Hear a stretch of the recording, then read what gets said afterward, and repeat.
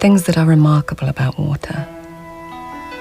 When a pool is still, the moon reflected there is as flawless as the moon in the sky. And still one may see through to pebbles on the bed. If the lightest raindrops touch the surface, it becomes entirely opaque. Please, Shonagon, continue. One final list between us. Final? Other things that may touch and cause this dimness. A flower. Even one petal. The mere breath of a breeze. A playful fingertip. A bone. A human skull. Do you feel a chill, Shonagon? No, Your Majesty. It was a kind of daydream. A dream of Gisaku? Well, a gentle rain falling on the palace gardens in springtime. That is a pleasing, consoling sight, many things washed clean. You know the Emperor wants an investigation? Yes. It has begun. He has sent for a lieutenant of the Imperial Police. Yukinari. Of course.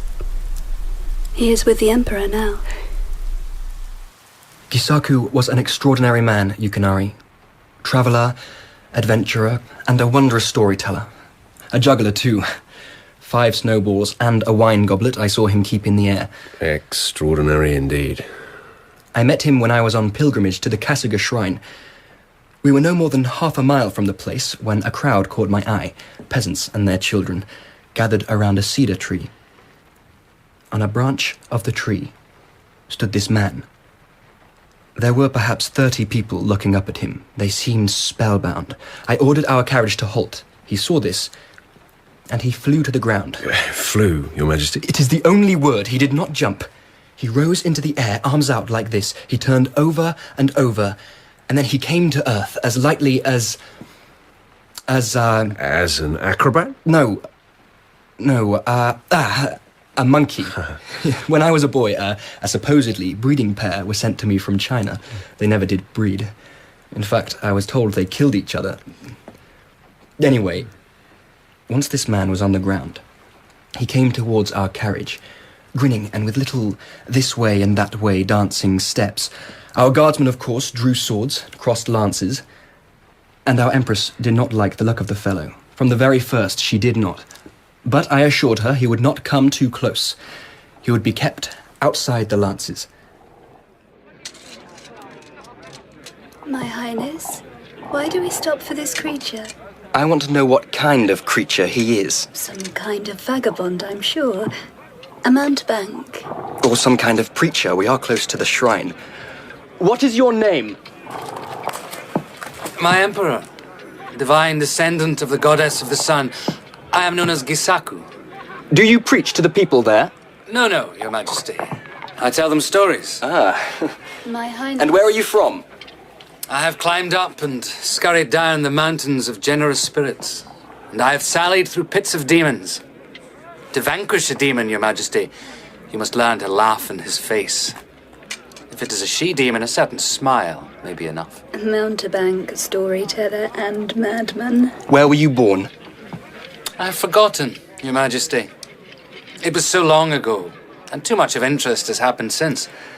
My Highness, may we take him home with us? To the palace? We can have him thoroughly cleaned. Captain, have 2 of your men escort this fellow to the palace. Have him bathed thoroughly. Repeatedly.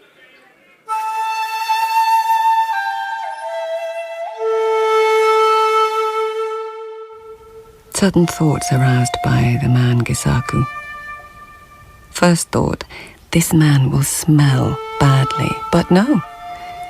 Even in his own ragged old robes, which he insisted on wearing, the smell of sandalwood and something deeper, muskier. Those feet, a monkey's paws, those hands, delicate. That trait in some men of smiling with their lips while their eyes remain unamused and calculating, there in Gisaku, but in him more intense. The contrast between smile and disinterested gaze more marked and disconcerting, and he knew it was marked and disconcerting. When the eyes grew warm in harmony with the smile, He mesmerized. The witch demanded another. He knew that, too. And another, and another. For hour after hour, I told her stories. Always she wanted more. The fire under the cooking pot she'd prepared for me grew cold. The water no longer bubbled. The vegetables ceased their bobbing. Day became night, and morning again. I stopped talking only when her eyes had been closed a full 10 minutes, and there was dribble on her chin. The knots she'd bound me with were loosed in moments, and out of her lair I crept. I still had her onions in my pockets. They would not flavour the stew that witch would have made of me. Excellent, Gisaku. Was that not enthralling, My Highness? No doubt the man has won much with his tales. Oh, I'm sure I would not have fallen asleep. Not like the witch. Not after merely one day and night. But you have a storyteller here, Your Majesty, have you not? Is it this lady? Lady Shonagon? No. She is a poet, then? Yes, she is. Not everyone agrees. And something else. Something not quite poem, not quite story. Your lists, Shonagon. Only a few hours in the palace and Gisaku has divined your lists. Or perhaps he heard of them from the servants. So I did, Your Majesty. They say Lady Shonagon can take any subject one gives her and produce an elegant and entertaining list. Test her, Gisaku. Give her a subject. May I? If their majesties permit. Here is a subject. The ties that bind the lady to the glorious Empress. That would be a short list, sir. Would it indeed? Yes, Your Majesty. The ties that bind the lady to her Empress. Duty, devotion, love. But how did Gisaku know which lady was Shonagon? There were half a dozen ladies there. Had the Empress addressed her, used her name? No. It was a question, was it not? Is it this lady? Well, yes, but he could have been wrong. What then? Well, another question. I've known men go a long way from question to question, like stepping stones. And Your Majesty invited him to stay in the palace? Yes, in the servants' quarters, but of course I made him as comfortable as possible. This extraordinary man.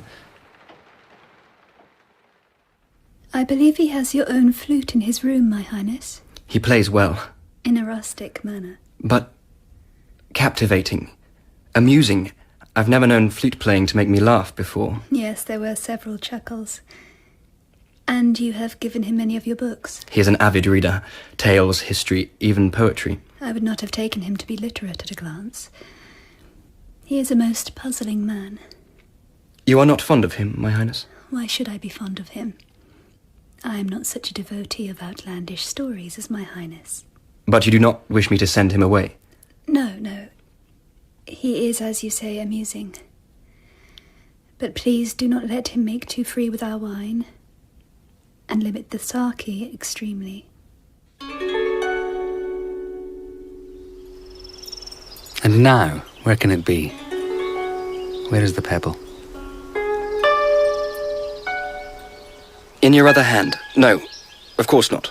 Now you will pluck it from behind my head. I've seen this trick before. If Your Majesty will look in his pocket. Oh, now that is a clever variation. But it is still the same trick. You were telling me about this fabulous voyage you took. The long ships, the many sails. 21 ships in all, Your Majesty. A floating forest of masts and ropes and sails and flags, all on a quest for treasure and justice. And at times it seemed those words were synonyms.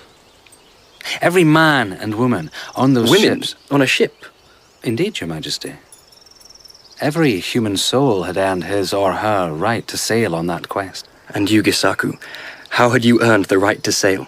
Oh, a few of my talents won me a place, including my conjuring ability. Is the pebble still in your pocket, Your Majesty? Your Majesty. I wonder how I would have won my place. Your Majesty, your intelligent curiosity alone would have given you a place of honor. And I am the descendant of Amaterasu, the sun goddess. Just so. Is the pebble still there? I don't suppose I even have to look. Where is it? Here. In my cupped hands, you see? Very good. The best I've seen the trick done. Now, I close my hands. Your Majesty, softly, command your servant to open his hands again. Gisaku, open your hands. You turn a pebble into a frog. That is not conjuring, that is magic. No, Your Majesty. It is just a trick. It is illusion.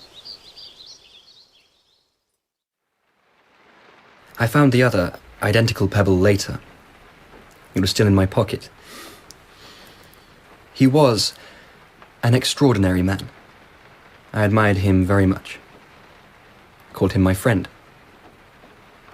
And you, Yukinari, must find out for me who killed him. He was discovered face down in one of the palace garden pools. And, Your Majesty, I have already heard it said Yes, that he must have stumbled in the dark. He was drunk.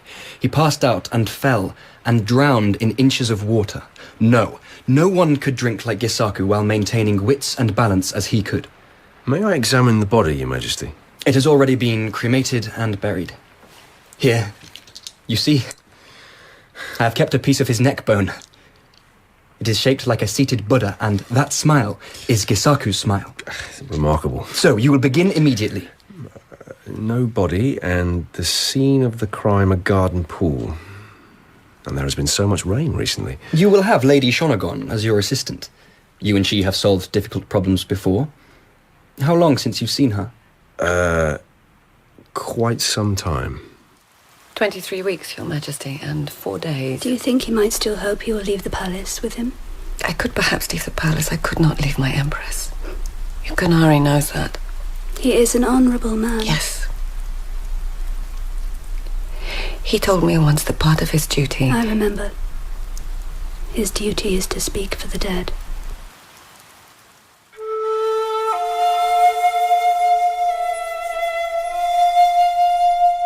Things that may be heard in falling rain and running water. The chuckling of a trickster. A restless child murmuring in sleep. The voices of ladies whispering of lovers. Lovesick weeping. Consoling gods. Conspiring demons. The voices of the dead.